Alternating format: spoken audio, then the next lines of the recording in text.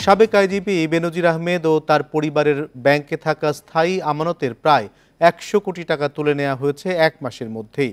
দুর্নীতি দমন কমিশন জানিয়েছে তার অবৈধ সম্পদ অর্জনের খবর গণমাধ্যমে ফাঁস হলে দ্রুততম সময়ের মধ্যে ৫০টি এফডিআর-এর থাকা এই টাকা তুলে নেন বেনজির। এ নিয়ে আলোচনা করতে রাজধানীর মোহাম্মদপুর থেকে আমাদের সঙ্গে যুক্ত হচ্ছেন দুর্নীতি দমন কমিশনের সাবেক মহাপরিচালক মইদুল হোসেন। মইদুল হোসেন, আপনাকে স্বাগত জানাচ্ছি। সাবেক আইজিপি বেনজির আহমেদ এবং তার পরিবারের সদস্যরা যে ১০০ কোটি টাকা তুলে নিলেন, এই বিষয়ে আপনি কি বলবেন? এভাবে ১০০ কোটি টাকা তুলে নেওয়াটা কি খুব স্বাভাবিক? জি, ধন্যবাদ। তার আগে একটু সংক্ষিপ্ত সংশোধনী আছে। আমার নাম মহিদুল ইসলাম, দুঃখিত, হোসেনটা হবে দুঃখিত না। জনাব মইদুল ইসলাম, আমরা দুঃখিত। আপনি বলুন। জি। আচ্ছা, এখন বলি যে এই পত্রিকায় দেখা যাচ্ছে যে আপনার প্রায় ১.৫ মাসেরও উপরে ধরে নিউজটা এসছিল, এবং সেই সময় থেকেই যার বিরুদ্ধে নিউজ হচ্ছে এই আপনার সাবেক আইজিপি, তার যে সম্পদগুলো আছে সেইগুলো যে তিনি সামলাবার চেষ্টা করবেন, এবং বিশেষত নগদ অর্থ এখন তার বিশেষ করে বেশি প্রয়োজন, কারণ নানান জায়গায় খরচ করতে হবে এটা সামলাতে গেলে। সুতরাং নগদ অর্থটা দ্রুত সরিয়ে ফেলা, এটাই বুদ্ধিমানের কাজ। সকল অপরাধী তাই করে থাকে। সেই ক্ষেত্রে আপনার এখানে আমি বড় ঘাটতি দেখছি। সবচেয়ে বড় ঘাটতি হচ্ছে বিএফআইর ঘাটতি এই কারণে যে এইটা ধরেন মানি লন্ডারিং এর অপরাধ, দুর্নীতি থেকে উদ্ভূত মানি লন্ডারিং। ব্যাংকগুলো দায়িত্ব হচ্ছে যে সন্দেহজনক লেনদেনের তথ্য দেয়া। সেই তথ্যগুলো যদি সঠিক সময়ে দেয়া হতো এবং বিএফআইউ যদি সঠিক অ্যাকশন নিত, বিএফআইউর হাতে ক্ষমতা আছে। বিএফআইউ আপনার ৩০ দিন করে ৬ মাস পর্যন্ত অ্যাকাউন্ট ফ্রিজ রাখতে পারে। সেইগুলো কোনো ব্যবস্থা হয়নি। আর এদিকে দুদকের তো ধীরে চলো নীতি আছেই, এবং সেই কারণে তাদের ১.৫ থেকে ২ মাস পরে তারা কাজে নামলো, এবং যখন নামলো তখন দেখা যাচ্ছে যে অ্যাকাউন্ট ফাঁকা হয়ে গেছে। এখন বলা হচ্ছে যে এগুলোর হয়তো অনুসন্ধান করলে তথ্য পাওয়া যাবে যে টাকা কোথায় গেছে, কিন্তু সেই অর্থ পাওয়া যাবে কিনা সত্যিকার অর্থে, সেইটাই তো সন্দেহ।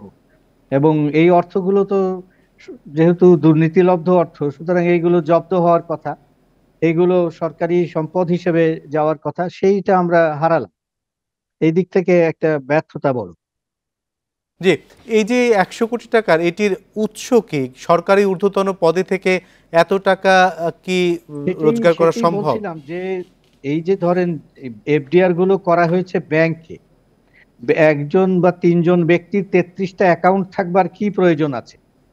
কি যুক্তি থাকতে পারে ৩৩টা অ্যাকাউন্ট করবার? এইগুলো কেন রিপোর্ট হলো না? মানি লন্ডারিং আইন তাহলে কেন আছে? এবং বিএফআইউ তাহলে কি করে? প্রাথমিক দায়িত্ব ছিল বিএফআইউ এবং সংশ্লিষ্ট ব্যাংকগুলোর। এবং একই সাথে যে সমস্ত ধরেন ফ্ল্যাট গুলো কেনা হয়েছে, ডেভেলপাররাও এখন রিপোর্টিং এজেন্সি, তাদেরও দায়িত্ব হচ্ছে রিপোর্ট করা। তারা কেউই রিপোর্ট করলো না। এটা শুধুমাত্র অবৈধ সম্পদ হিসেবে ধরলে হবে না, এটা একই সাথে দুর্নীতিলব্ধ মানি লন্ডারিং এর অপরাধ। সেই জায়গাটাই বিএফআইউর দরকার ছিল অ্যাকশনে নামার। এবং ব্যাংকগুলো কি করে এতগুলো অ্যাকাউন্ট করতে পারলো, এবং কি করে একজন সরকারি কর্মকর্তার কিংবা একজন আহ ভদ্র মহিলা, আহ, যিনি হয়তো বা কোনো কিছু একটা ব্যবসা করেন, তো কোন ব্যবসা করে কতদিনের মধ্যে ১০০ কোটি টাকা পাওয়া যেতে পারে, এইগুলোর হিসাব জানেন না ব্যাংকের কর্মকর্তারা? এইটা তো হতে পারে না। তাদের একটা বড় ধরনের গাফিলতি আছে, এবং তাদের এক ধরনের, আমি বলবো যে এটা এক ধরনের সহায়তার অপরাধে পড়ে যায়। যারা এই ধরনের রিপোর্টিং গুলো করেন না, দুর্নীতিবাজদেরকে সম্পদ অর্জনে সহায়তা করেন, তারাও এই সহায়তার অপরাধে অপরাধী হন। সাধারণত দেখতে পাই যে ব্যাংকে এফডিআর করতে গেলে আমার এই অর্থের উৎস কি সেটি লিখতে হয়, আমার মাসিক আয় কত সেটি লিখতে হয়, এবং বাংলাদেশ ব্যাংকের একটি অভিন্ন ফর্ম রয়েছে সকল ব্যাংকের জন্য, এবং যেটি তদারকি বাংলাদেশ ব্যাংকেরও করার কথা। তাহলে বাংলাদেশ ব্যাংক বা এনবিআর তাদের নজরে আসলো না কেন? সেটাই বলছি যে আপনি জান না কেন একটা এফডিআর করতে আপনাকে কত রকমের কাগজপত্র দিতে হয়, কত রকমের আহ, আপনার মানে ট্যাক্স রিটার্ন থেকে শুরু করে আহ, তথ্য, কোথা থেকে টাকা পেলেন ইত্যাদি সমস্ত কিছু তথ্য দিতে হয়। তাহলে এই দুর্নীতিবাজরা কি করে এতগুলো 33টা অ্যাকাউন্ট ওপেন করতে পারে। আপনার একটা অ্যাকাউন্ট ওপেন করতে গেলে কত রকমের তথ্য দিতে হয় সেইগুলো আপনার, আমি সেজন্যই বলছি যে ব্যাংকগুলোর একটা বড় আহ, মানে দোষ আছে, বড় অবহেলা আছে এবং সহযোগিতা আছে। একইভাবে বিএফআইউরও এদিক থেকে অবহেলা আছে, বিএফআইউ এই অ্যাকশন গুলো নেয় না। এবং আজ পর্যন্ত বোধহয় দেখা যাবে না যে যারা রিপোর্টিং এজেন্সি রিপোর্ট সঠিক সময়ে করে নাই তাদের বিরুদ্ধে কোনো ব্যবস্থা নেওয়া হয়েছে, এরকম অবস্থা দেখা যায় না। বিএফআইউর একটি হাতে বিষয় একটু ক্ষমতা। জানতে চাই যে আমরা দুর্নীতি দমন কমিশনকে দেখি যে এরকম ঘটনাগুলি পত্রপত্রিকায় চলে আসবার পর যখন অনেক আলোচিত হয় অথবা তাকে যখন কোনো আইনজীবী নোটিশে আনেন তখন তারা এগুলির ব্যাপারে ব্যবস্থা নেয়।